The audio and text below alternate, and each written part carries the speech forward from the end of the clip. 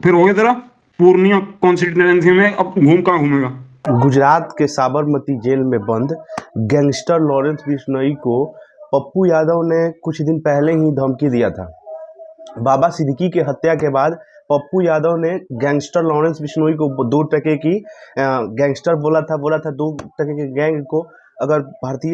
भारत सरकार हमको मौका दे तो 2 टके की गैंग को 24 घंटों में, एक दिन में खत्म कर दूंगा, ऐसा कुछ धमकी दिया था पप्पू यादव ने। वही धमकी देना, वही बयान देना इनको महंगा पड़ते हुए दिख रहा है। अभी आप सुनिए कि क्या बोला है लॉरेंस बिश्नोई के गैंग से किसी ने कॉल करके इनको। बावजूद नहीं अगर खत्म हो रही, एक गलती दे रही है, ऊपर से दिखा रहे कि भाई इसमें गलती कोई नहीं है,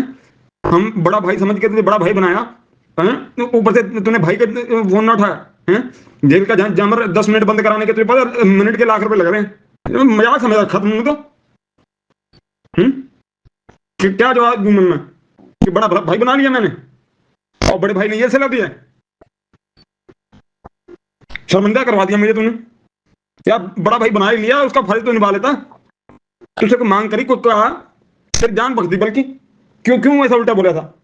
भाई, इतनी बात ही भाई से कहता भाई ये न्यूज वालों ने कर दिया, काट के भेज दिया, मेरा इसमें नाम ही नहीं ना काम था,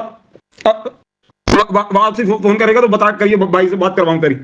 हालत यहाँ तक बिगड़ गया है, पप्पू यादव को उस लेवल तक मतलब धमकी मिल रहा है, उस लेवल तक इनको दहशत पैदा कर दिया गया है, इनके अंदर डर पैदा कर दिया गया है। पहले इनके गुर्गे ने कॉल किया और बोला कि लॉरेंस बिश्नोई तुमको डायरेक्ट कॉल किया था तो तुमने कॉल नहीं उठाया, कि अगर वो जेल से ही जेल का जैमर बंद करा करके तुमको कॉल किया था और तुमने कॉल नहीं उठाया, कि बच्चों का खेल लगता है जैमर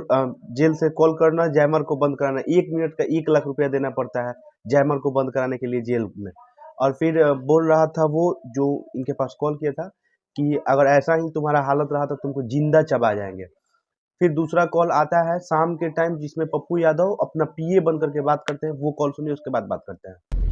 कर्मकांड दोनों करते हैं भैया, कर्म करके बाद में भाई साहब की वो डायलॉग तो सुना होगा भैया, एक बात होगी। एक बात समझिए, मैं आपको बता दूं, बहुत क्लियर हूं मैं इस मामले में कि पप्पू यादव जी देश के 7 बार इंडिपेंडेंट एमपी रहे हैं और उससे मतलब पॉलिटिक्स से जुड़े हैं, नाम जाने हमारे रास्ते में आएगा, मेरी बात उसके साथ आज हो रहा है वही होता जाएगा। आपके रास्ते में ना कोई जा रहा है, ना जाता है, ना जाएगा, वो पॉलिटिकल चीजें हैं, पॉलिटिकल चीजें होती रही है, बात करते हैं। पॉलिटिकल नाले किसी के खिलाफ बोलना, किसी को सत्य बोलना पॉलिटिकल नहीं है, बाकी हम देख लेंगे, एक बार फोन करने का मकसद यही था, सुधर जाओ, नहीं आगे तो देख ही लेंगे हम। नहीं, निश्चित रूप से आप बेफिक्र रहे, आप फोन नहीं करेंगे ना, हमें डिस्टर्ब करना।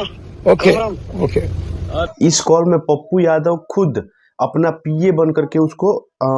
फील करा रहे हैं कि हम पप्पू यादव नहीं बोल करके कि हम उसका पीए बोल रहे हैं और बात कर रहे हैं, वो समझा रहा है, मतलब डराने के लिए या फिर जो भी बोलिए, हकीकत जो भी हो लॉरेंस बिश्नोई गैंग का, बट वो बता रहा है, दिखा रहा है कि आपके 9 ठिकाने हैं और 9 ठिकानों का पता इनको बताता है ऑन द कॉल। वो कॉल पे बताता है कि आपके 9 ठिकाने का पता हमको है, कि रेकिंग हम लोग कर लिए हैं, आपके 9 ठिकाने का पता हम लोग को चल गया है और आगे आप अगर नहीं सुधरे तो अपना अंजाम तुम खुद भुगतना। और इससे पप्पू यादव के अंदर थोड़ा सा डर का माहौल पैदा हो गया है और पप्पू यादव ने गृह मंत्री को अमित शाह को चिट्ठी लिखा है। चिट्ठी में पहले से इनको वाइट कैटेगरी का सुरक्षा दिया गया है, अब उसमें जेड कैटेगरी की सुरक्षा का इन्होंने मांग किया है और बोला है कि अगर हमें कुछ होता है तो उसके जिम्मेवार आप अमित शाह जी आप होंगे। और उन्होंने पप्पू यादव जी ने फिर बिहार के डीजीपी को भी पत्र लिखा है जिसमें उनसे भी सुरक्षा का गुहार लगाया है कि हाँ मेरे जान को खतरा है, मुझे कभी भी जान से मार दिया जा सकता है, इसलिए आप मुझे सुरक्षा मुहैया कराइए। और इस दोनों चिट्ठी के बाद और कॉल करने के बाद भी पप्पू यादव की सुरक्षा में भारत सरकार हो या केंद्र राज्य सरकार हो, दोनों निष्क्रिय दिख रही है। उसके बाद फिर पप्पू यादव जी ट्वीट करते हैं कि भारत सरकार और राज्य सरकार हमारे सुरक्षा व्यवस्था को लेकर के अस्वस्थ है और इससे अगर मेरे जान को कभी खतरा होता है तो उसके जिम्मेवार बिहार सरकार होगा और केंद्र सरकार होगा। आगे देखने वाली बात होगा कि क्या होता है इनके प्रक्रिया में, पप्पू यादव और लॉरेंस बिश्नोई के मामले में।